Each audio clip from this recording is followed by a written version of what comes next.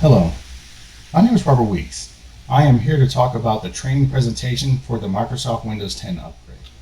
What I would like to do is cover 5 different things on this presentation.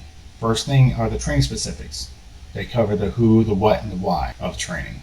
Then I would like to talk about the training delivery types, which covers the how and the where of training.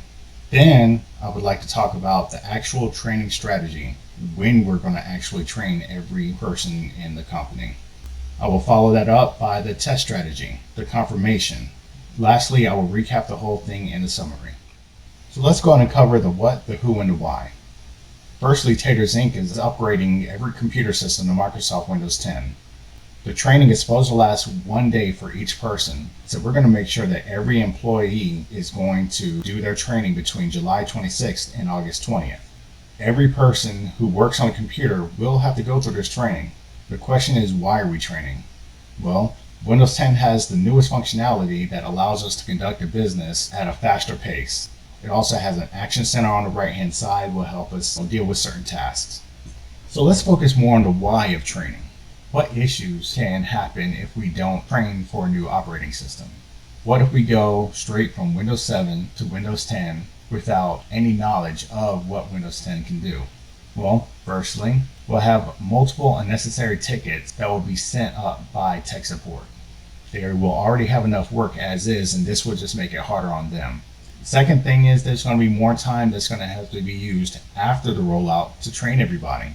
That will actually cut into production. That will cause the company to lose money, and we definitely don't want that to happen. The third thing is we're not going to be able to reiterate prior computer policies. There are certain things that people will need to know that maybe they're not really following the law like they're supposed to, but this is the best time to make sure that everybody is at the same place at the same time, hearing the same directives on computer use. So now we want to talk about the how and the where of training. There are 5 different training strategies that can be used for any situation of learning and development. The first one is the most common one, is the instructor-led training. This is in classrooms, physically in the building with a teacher right there in front of you while you're sitting in front of the computer. There's also virtual classrooms. These are the same thing as the instructor-led classrooms, but it would be on a computer where everybody would have their own screen and you could be home or inside the company when it happens. E-learning is electronic training. It's self-paced. It's something they can do at their own time. There's no trainer. But if they have questions, there's always going to be a place for them to ask for help. Mobile learning is just kind of like the e-learning, however, it's on a mobile device. That could be used at any place at any time. And then we have the blended learning, which is the combination of the prior 4 different training strategies.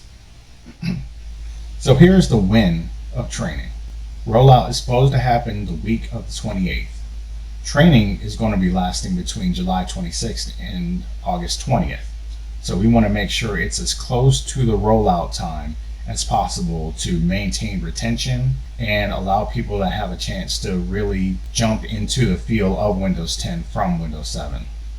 This entire strategy is actually focused on making sure not only can we get the training done on time, but we maintain productivity as much as possible. So let's look further into this training plan. So here's the training plan for Microsoft Windows 10 upgrade. What I would like to do is to start off with the training to be July 26th to August 11th. I know before I said through August 20th. Well, this is for the regular training. This is for making sure everybody goes through the first time. After that, if they fail, they can go through the retraining, which happens from August 12th to August 20th. There's hardware and then OS testing and capability. I'm assuming that they're going to be before the training, so they'll be good to go. They'll be out of the way for us to be able to handle the training. So I'm not even worried about them, just making sure they're beforehand. So this is virtually irrelevant. Please don't pay attention to that at all. So we have administrative offices and IT support. I would like for both of them to do e-learning training.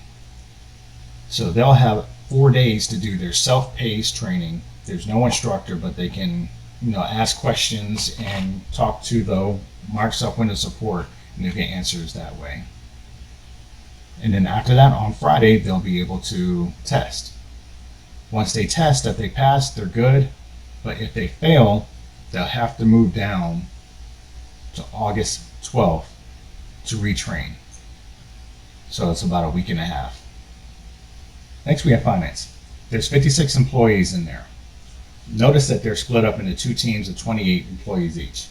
This is under the assumption that there's one classroom that has 40 computers in there to train.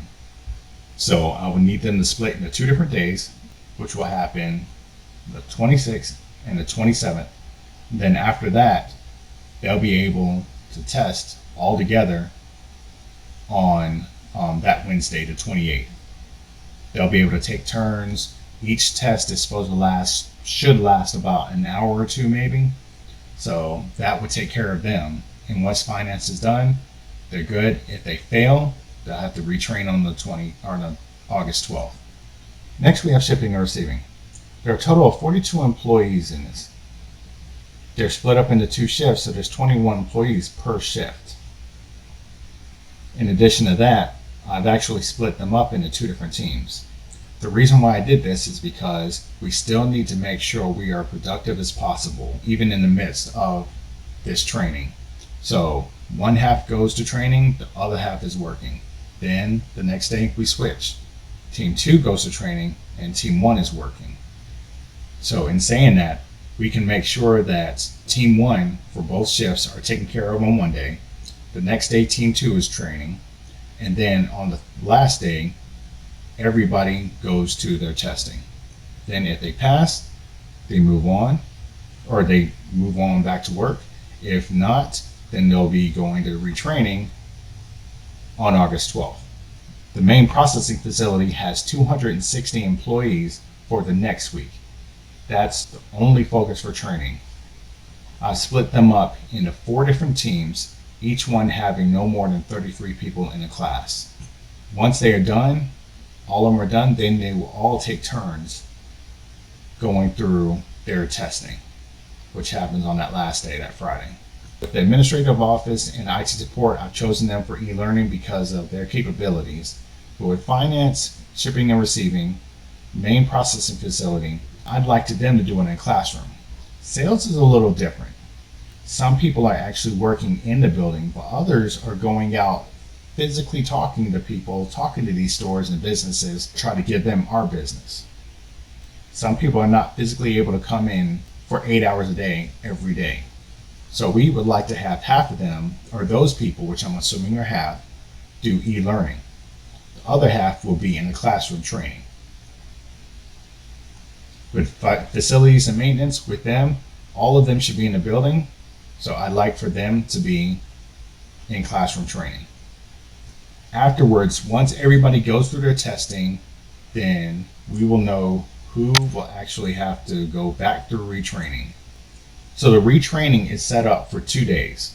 This is assuming that no more than 80 people will actually fail their first time taking the test.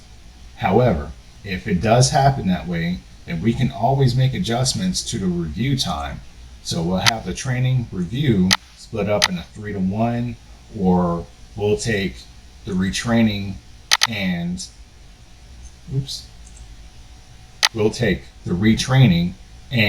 make it 4 days and get rid of the review. Whatever we have to do. And then the testing will happen after that. The first day, we want to make sure we test as many people as possible, which is that Wednesday. And then after that, the next 2 days, we'll just review if we have to and train. If we use this strategy to take care of all the training for the upgrade, we should be sure to pass at least 95% of the people that have gone through the testing. So let's talk about the confirmation. So why test after training? Well, first of all, it measures the comprehension and retention of every employee. It allows us to know how much they've actually taken in and how long it's going to last. Secondly, it gauges the competence of each training. So this allows us to know how good the training actually is. If there's so many questions that we could have actually answered through the training, then we know the training might not be as good as it should have been. Well, testing also documents compliance with training requirements.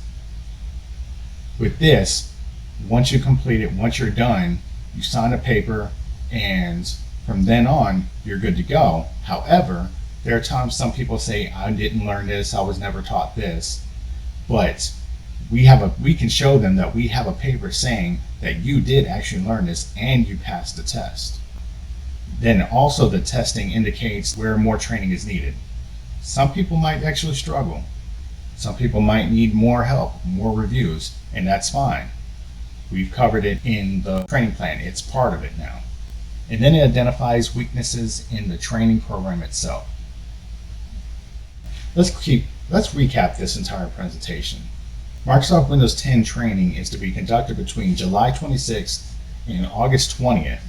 And it will also have a retraining, reviewing, and retesting session on that last week. The overall goal is to make sure that everybody is knowledgeable in Microsoft Windows 10 enough to pass the test so that we can go back to doing our regular jobs. Each agent will train in one of the 5 training delivery environments that is most suitable to that department's capabilities. They'll also test the knowledge after the training session is done. This depends on which department the agent is in. Lastly, training and testing are both important to ensure that every agent is proficient enough in Microsoft Windows 10 and business can go back to being effective and efficient. If you have any questions, these are the sites that I've actually gone to make sure that we have all the information. And this concludes the rest of my presentation. Thank you very much. My name is Robert Weeks. I hope you have a great day.